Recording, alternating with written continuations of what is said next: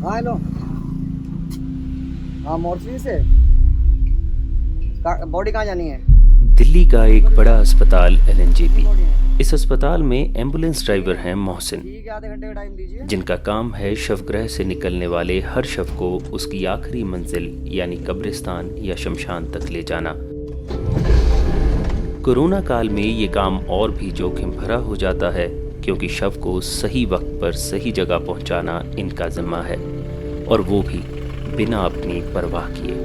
जिस दिन मेरा पहला दिन था 18 अप्रैल को, मैं पहली बॉडी लेकर गया था निगम बोध, और वहाँ पे निगम बोध में जो भी बॉडीज़ होती हैं 2 घंटे में उनको अंतिम संस्कार किया जाता है, जिसमें बहुत वेटिंग करनी पड़ती है। और बॉडीज़ वहाँ पर थी जो लाइन में लगे हुए थे, तो मेरे को 4 घंटे 4.5 घंटे पीपी किट पहननी पड़ी थी, जो मैंने फ़र्स्ट टाइम पहनी थी। और मेरा माइंड एकदम ब्लोइंग हो गया था, चक्कर आ गए थे मेरे को, और मैं टेबल पर ही बैठ गया था वहाँ पर। और बहुत देर कर बाद जब पीपी किट उतारी तब मैं रिलैक्स हो पाया। तो थोड़ी अस्पताल में इस जोखिम भरे काम के साथ साथ मोहसिन के लिए अस्पताल के बाहर भी घर वालों से लेकर सोसाइटी तक चुनौतियां कम नहीं हैं। जी, पहली बार जब घर वालों को पता चला तो बिल्कुल उन्होंने मना कर दिया। और मेरे जो मोहल्ले में थे, और मैं एम्बुलेंस लेकर जिस दिन पहुंचा, उन्होंने 100 नंबर की जिप्सी बुलाई, कंप्लेंट कर दी। तब मैंने यहाँ पे एमडी सर से अपने एलएनजेपी में बात कराई, तब वो पुलिस वाले शांत हुए। और मोहल्ले वाले आज तक नहीं बोलते हैं हमसे। जब घर जाते हैं तो पहले ही हम फ़ोन कर देते हैं अपने घर में कि सब साइड में हो जाए। मैं सीधा टॉयलेट में जाता हूँ, वहाँ अपने सारे क्लोथ, सारे कपड़े उतारता हूँ, जूते उतारता हूँ। सलमान, मैं जा रहा हूँ मोर्चरी, ठीक है, बॉडी लेकर, तुम 1 नंबर गेट पर गाड़ी लगा दो। इस पूरे काम में सबसे अहम चीज़ है टीम के साथ तालमेल बनाकर चलना। मोहसिन इन दिक्कतों को बाखूबी समझते हैं, और वो पूरी कोशिश करते हैं कि मुश्किल से मुश्किल घड़ी में भी टीम का हौसला बना रहे। पहले तो मैं यहाँ पे ड्राइविंग पे लगा था, बट अपने काम कर करके जो वो इज़्ज़त कमाई है, उससे यहाँ के सब ने मुझे एम्बुलेंस इंचार्ज बना दिया है। अब मैं सारे ही पेशेंट्स एम्बुलेंस एंड देन ये बॉडी एम्बुलेंस, इन सबको कवर करता हूँ। जब हमने यहाँ पे स्टार्ट की थी तो बहुत ड्राइवर्स थे, और आज तक जो पहले आए, एक दिन आए, कोई डर कर भाग गया, कोई किसी के घर वालों ने मना कर दिया, किसी को कोई प्रॉब्लम हुई। 36 ड्राइवर यहाँ से भाग चुके हैं। अब हमारे पास ये 18 ड्राइवर बचे हुए हैं। हेलो, हाँ शमीम भाई, मैं आ रहा हूँ, कब्र खुदवा कर रखना, ठीक है, 3 बॉडियाँ हैं। मोहसिन को शव सौंप दिए गए हैं, और अब वो इनके आखिरी सफ़र के इकलौते सारथी हैं। लेकिन दूसरी तरफ जदीद कब्रिस्तान में इनका इंतज़ार कर रहे शमीम किसी और ही दुविधा में हैं। मोहसिन भाई का खबर आया था कि 3 बॉडी आ रही हैं, और उनकी तो मैं तैयारी कर चुका था, तीनों की बिल्कुल रेडी थे उनका, तीनों का।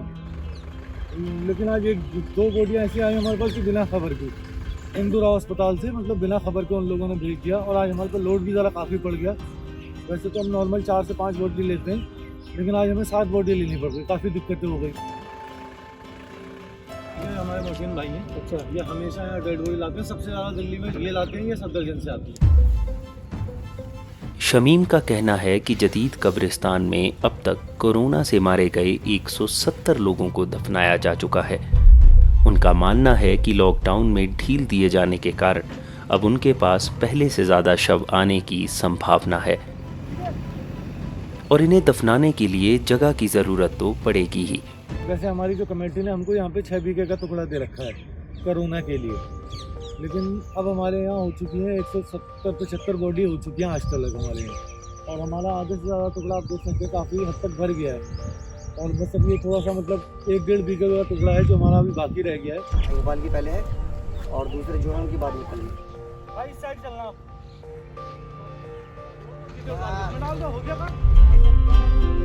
डेड बॉडीज़ को दफनाया जा चुका है, और इसके साथ ही इनका आज का काम ख़त्म हुआ, और कल फिर ये इसी तरह अपनी ड्यूटी पर डटे होंगे। हमें 60 दिन हो गए, तकरीबन 2 महीने यहाँ पे काम करते हुए होगा, और अभी तक हमने एक भी छुट्टी नहीं ली है। हम शुरू में तो 5-5, 6-6 महीने दफन कर सकते थे, लेकिन दिन ब दिन हमें भी अब वीकनेस हो गई है, हम भी इतना लोड उठा नहीं पा रहे हैं, इसलिए हम 4-5 से ज़्यादा नहीं कर पाते हैं सर। मुझे पता है इस काम में रिस्क बहुत ज़्यादा है, क्योंकि हम बॉडियों में रहना है, बॉडियों को लेकर जाते हैं, मगर एक इंसानियत के नाते इस काम के लिए मैंने हाँ करी।